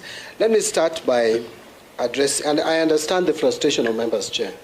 Frustration of members is coming about because this process is still ongoing. If this process probably could have been complete, a lot of the issues being raised now would be answered with would get definite answers. But let me try to answer. On the issue of... I would like to reject that approach, because the law is very clear that the PPP proposal comes as a complete package. There are no stages for anything else. Just look at Section 40. The document is supposed to be so comprehensive. So we are trying to lead us outside the law, when the law is very clear that the proponent, because it is somebody proposing, he's saying he has got the money, he wants to do something for you, so that he wants to grow his capital as you also benefit. So he cannot come with a system whereby, again, the government is investing in it and doing all that. We look at the proposal he has given us, and it's a single proposal, and the structures in the law are very clear. So my brother Mbadi, I think you are taking us to the law as it ought to be, the way Honorable Sfuna said, and not the law as it is. A PPP comes as a complete package under Section 40. It has to be comprehensive. And you see, right. I was referring to the process. PIP proposal is the beginning of the process. So the process is still ongoing as we speak. And that is why we are even here, to discuss whether it has been complied with in terms of evaluation and assessment. On 1st March 2024, we got a letter from the Line State Department of Transport forwarding the PIP proposal by Adani, which was received by KAA.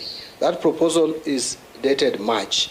I would have only had issues if we received it on March 1st and it was dated April or May or any other date. Since the date was not in the document and it was indicated March, we can only conclude, or the Directorate could only conclude, that it was done on 1st of March, and then the forwarding was also done the same day. On due diligence, I want to persuade the Senator to see it, Senator Mutata, I know he is entitled to his own interpretation, but I want to persuade him to agree with me that there are two due diligence that have to be conducted. The first one is under Section 41, and it says that the Directorate, in coordination with the contracting authority, shall, before commencing an evaluation of a privately initiated proposal, conduct due diligence, confirm that the private party has complied to, and there are 5 items there. So that is a due diligence. The other one, which I also treated as due diligence, is actually not Section 25, but Section 27. Section 27 says that a contracting authority intending to enter into a project agreement, now it is talking about the agreement with a private party, shall, before the execution of project agreement, confirm that the private party has A, the financial capacity, B, the relevant experience, C, the relevant expertise, which now includes where you are going to, and you talked about another contractor being brought in. Those are supposed to be evaluated at this stage of Section 27, and then satisfied that legal, social, and environment due diligence parameters prescribed by the Directorate are complied with. So this is what I was calling another due diligence, which is presently supposed to be conducted, why it not for court case. Now, on the issue of Adani Group and payment, as far as I'm concerned, there is concession fees, which I think was supposed to be negotiated. It's in the report, negotiation report, and a figure of 50 million USD per year is mentioned. And I think that's much more than now what KIA is making. Now, on strategic investors, maybe just clarify, that 50, that was it from operations, or was it money being brought in to be invested? My concern was, where in that document is Adani bringing money into the Kenyan economy? You see, Chair, unless maybe I'm not getting Honorable Mtata's question, what I was addressing is what are we going to get once this project is executed? Every year there's an annual concession fee. But now I'm not talking about paying running of the airport, splitting what is earned. I'm saying as an investor coming in, not operating our airport, but as an investor coming in, what is Adani, and where in this proposal is Adani bringing in money into the Kenyan economy?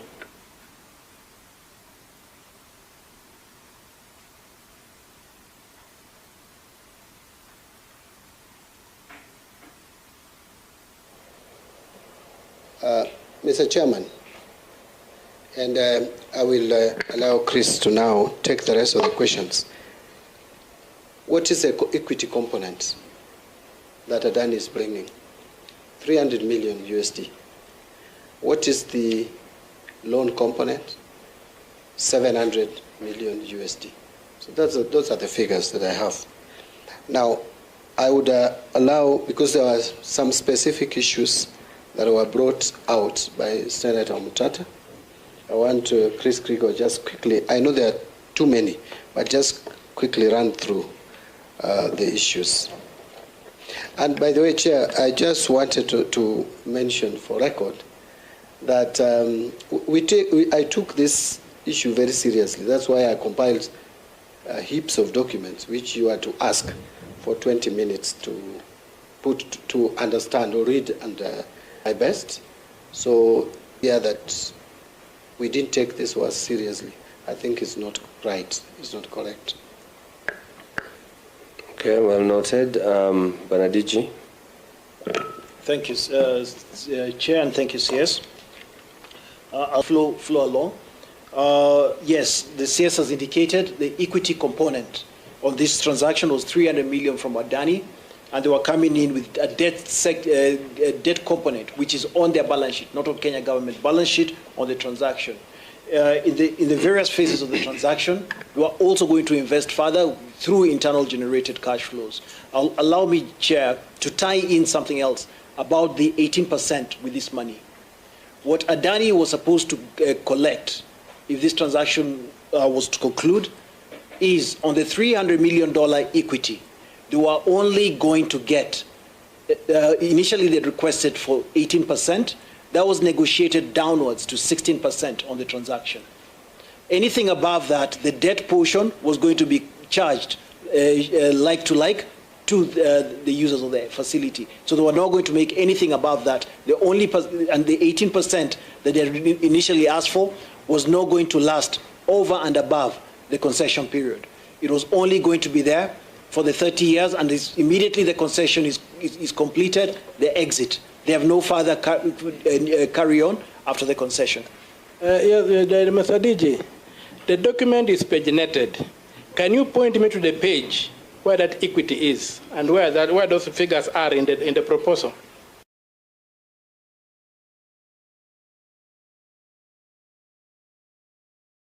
Yeah. Through the chair allowance, I'll get you the exact location of where you get that amount. I'll share it with you just now. My technical team will put it together. Give me a few minutes. In terms of just going back to what Waziri said, currently KIA makes approximately $45 million per annum. At the head of terms, the agreement was that the KIA stated that they require a minimum of $50 million per annum to continue with their operations. This is going to be paid as a net amount to KIA by Adani Group. And after every 5 years, there's going to be an escalation of this $50 million. Anything Adani makes above the 18% equity on the return of equity of the 300 million, the 16% of the 300 million, anything above that was going to come in to Kenya government. I'll go now back to the initial questions through the chair. All right. Chair, I'd like to start on the matter of... Yeah, he has not shown me where in the document money is coming into Kenya. That's the question I'm asking. He was to answer. Time. He's going to check. Yeah. Oh, sorry, I missed that. Yeah, he first of all answers the questions, and then he's going to give you. Yeah, thank you. Thank you, Chair. I apologize for that. We're actually going to share that with you.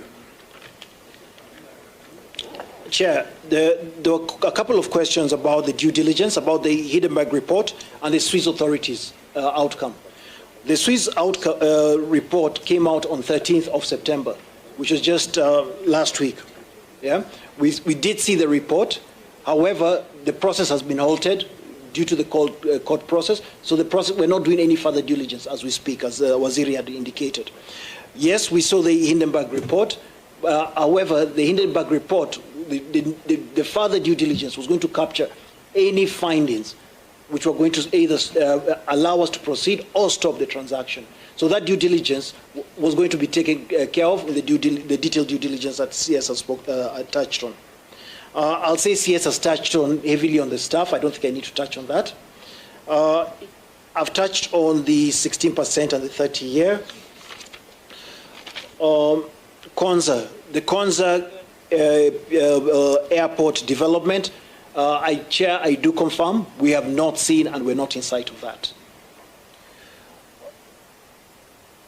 Dubai involvement, there were comments made by some members about Dubai involvement. I confirm not to have engaged with Adani in Dubai. Neither have the only period we've engaged on Adani on this matter was 100% on the JKI transaction, and those discussions have been held here in Kenya. Chair, in terms of also just to clarify to the committee, I have never traveled to India on a matter of JKIA. I have traveled to India on other matters, but no meeting on JKIA. Chair, the matter that about insider trading of Adani, I confirm I am not aware about any insider trading of Adani. Well, I've attached the judgment to make you aware. And just like maybe final through the chair, on the document I shared, the document I submitted, the fourth page of that bundle, the bundle about the cabinet, dispatch from the cabinet, there's annexed there. Number 14 airports operating under PPI in the country. And it's instructive that we have got Ahmedabad, Mumbai, Jaipur, Thiruvananthapuram, Guwahati, Lucknow, and... Where are you reading, Senator? Where? On this document I brought. If you look at the extract I've highlighted in there, they will see that the airport, there are factors there, but these are the airports under Adani. If you read the document, I'm just summarizing it. If you read that document, it shows that all those airports are making losses. So when you talk of Adani coming to make profit in Kenya, I don't know what informs that. Because the airports are running in India, from a study from the Indian Civil Aviation, it has listed those airports as making losses. And this is a document I downloaded from the Civil Aviation website of India. So I don't know how, when you talk of Adani coming to make profit in Kenya, what informs those kind of statements or those kind of expectations? Chair, thank you, Chair and Honourable Omotata. I'd like to confirm this, Honourable Senator. I am not indicating that Adani will make any profits in Kenya. I've not given that indication, and I'd like to confirm that. What we did as a directorate, we received the PIP. And when we received the PIP, we did process it. But allow me just to go through the full sequence, Honourable, through the Chair. You'll get more details. I've taken a number of your questions once Waziri has not cited. And finally, you are standing. You are supposed to be in Washington. What are you doing here? I will answer. It's part of the things. I have not. All right, I've got a lot of. Summarize. You know, the sugar levels are going down. I understand. I understand. I'll go very fast. Because it's 7 p.m. I'll go very fast. In terms of the SPV, what we have picked up was just recently registered on 30th of August. We are not aware about that as a directorate or either the evaluation committee. I can confirm from the Treasury. We're not aware of that SPV that was the one you cited. In terms of change of laws, yes, they had requested for change of laws, but we indicated to them during the negotiation that that was not acceptable. We cannot predict that the government will change a law due to a transaction. So that was clearly indicated to them. On the land lease also, it was indicated to them that that will need to be managed separately between Kenya Airports Authority and Adani. That was not part of this transaction. It was out of scope. Waziri has touched very well on the employment. I will not touch on that.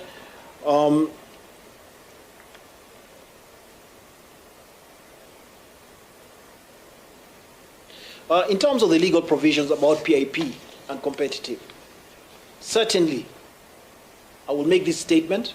A competitive process always gets a better outcome. But not always, but most of the chances gets a better outcome. Yeah? We have faced a competitive transaction that went through the PPP transaction and became completely unaffordable, which is the Nakuru Summit Road. That transaction was actually cancelled, not by the contracting authority, by us at the Treasury, where we saw that the cost to use 175 kilometers on a small car was going to be 1,500 shillings, and we stopped it. We shared the advice based on affordability and value for money. So in terms of which obviously would a preference would be competitive, but also it's whereby we also monitor the components of the project to ensure we get value for money for the transaction. I think DG on the Nakuru Mao Road, I think we don't have the data, and we don't know that you did due diligence when you are doing the procurement, so you may not be able to use it as a standard to gauge the viability of competitive bidding versus PIP. The question about this PIP is this a PIP? What is being initiated? Yes. This is a PIP. Confirm that. Honorable Chair, the Honorable Senators asked me about my appointment as Deputy Ambassador in the US. Yes, I was appointed. We've not finalized in terms of my terms. I was appointed in Treasury in 2020 December, and I was appointed as the Deputy Head of Mission in Washington, D.C. in March of this year. And since then, a lot of discussions have been ongoing, and I've not yet formally accepted my appointment. And the reason for this is purely because the terms which are presented do not match my existing terms. Have you rejected the appointment? I am hoping they will fix my terms, Honorable Senator. There's a letter that went out to them. I think it was 2 weeks ago. I think that's okay. The last, you have a minute? Yes, I'll finish. Thank you. I'll finish within a minute. Market testing in terms of did we conduct a market testing on this transaction? The answer is no, but we know from market that there's a significant market interest for airport PPPs. A number of parties, including banks, development finance institutions, have come to us and indicated that there's a lot of interest in JKIA. And also following the letter that we received from the State Department, they had also received quite a bit of interest on JKIA. A market testing is conducted through a market survey, yeah, either by visiting potential proponents or potential investors. We didn't do that. The PIP initials on the heads of the initials document you're talking about, it's the heads of terms. Yes, that is not a binding document, but it's initialed by both KIA and Adani.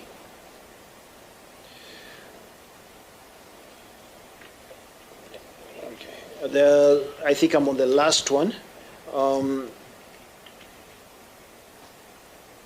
Yes, the aviation policy, yes, it was approved in 11th June 2024. We confirmed that. However, the process of Adani PIP was still ongoing. Finally, to form two final submissions, with your permission, Chair, very final submissions. For any PPP project to work, you need to do a detailed feasibility study, and the contracting authority needs to spearhead that from the onset. Yeah? And that's why, if you look at part of the submissions, we had indicated when we showed the different procurement methods that are available for an airport concession. The letter dated 9th September, which is on your folder, indicated to KAA all procurement methods available and what they need to do to undertake those procurement methods. Chair, with your permission, lastly, there's some comments which have been made, and I'll talk about it, which is on self. I'm a career professional banker, came into government to provide public service. I have done a number of project finance transactions, syndicated loans, and I have not benefited on a personal capacity on this matter. I submit. Thank you. Thank you very much. Senator Chute, I think you're the last one, so that we can come to a conclusion. Chair, thank you very much. I know we are all tired, and I want to have a few questions, and straightforward questions. And Chair, the behavior of our fellow senators earlier was not good at all. And they wanted to ask many questions. We were here. We also wanted to ask some questions, very specific ones, and we couldn't get an opportunity. Having said that, Bwana Chair, I want to first of all congratulate the CS for the good work he's doing. And I know he's been doing well for this country as also minority leader and also as CPAC chair. Chair, I just want to tell the CS Finance, there is the issue of infrastructure bond or floating some shares to Kenyans. I want him to look at that opportunity, if that can work, because he's been fighting for Kenyans for many, many years. And since he's now at the helm of the Treasury, I want him to go back and rethink of how, if a proposal, if he can also have a parallel program to look into those things. Why am I saying this? I have a lot of connections with Ethiopia because of the border in Moyale. In Ethiopia, when they upgraded their airport, they borrowed 500 million from Exim Bank of China. And you've seen what the airport is. They are now managing about 22 million passengers every year.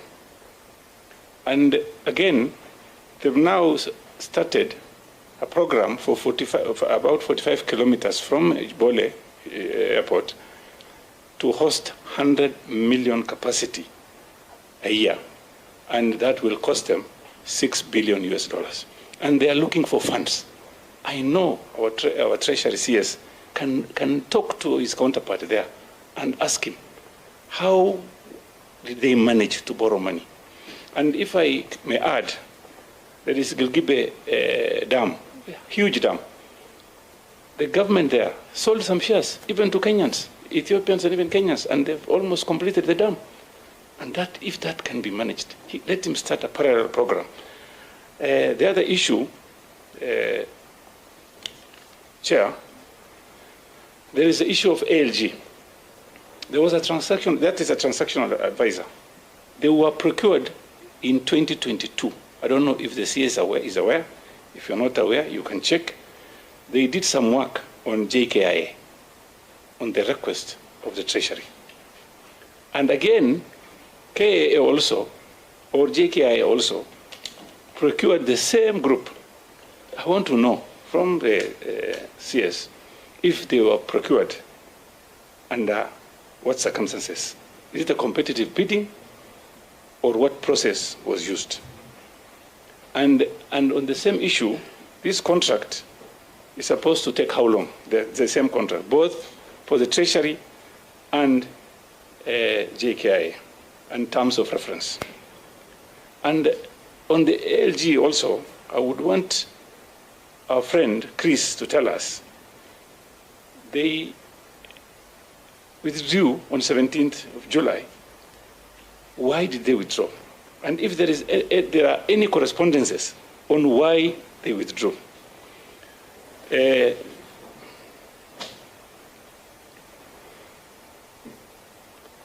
other issue raised by Senator Omtata on the issue of Chris being appointed head of mission in Washington. Bwana CS, there is a letter from LSK asking questions about Chris, why he has not reported to Washington. And is he earning salary as appointee of head of mission in Washington?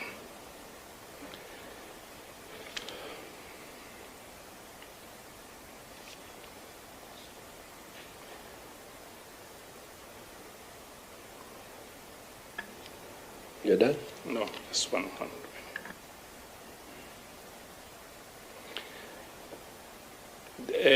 Finally, on Chris again, there was a meeting discussing on how to negotiate the issue, the matter between JKIA and Adani. And I wanted to know if that kind of a meeting was there, how many meetings you've had, whether Chris was there, and if he was there as under what capacity, and if you can be given those minutes. Thank you very much, Chair. Okay, yes. Yeah, Chair, thank you. I will respond to most of them and leave a few to Chris. And I want to thank Senator Chute for what he has just observed. Chair, I want to, with all due respect, again repeat that I respect and take the work of the Senate very seriously.